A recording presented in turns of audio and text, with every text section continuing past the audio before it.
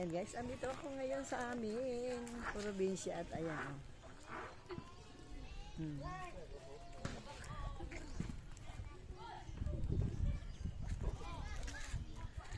Dito ay pahinga ng mga taong gustong magpahinga na yung hindi mainit kasi lilim ng ano, ayan oh. Lilim ng puno, ayan oh.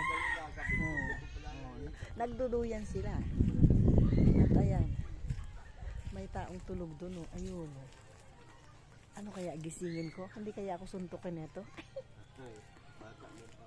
Ayan, hindi yan. Ayun pa guys, kung may nagpapahinga. Natatakot akong manggising. Natatakot akong mag-ingay. Kasi baka mamaya ano. Alam nyo, ito ay tinirhan namin nung una kong buhay, nung luma kong buhay. May malaking bahay dyan sa luma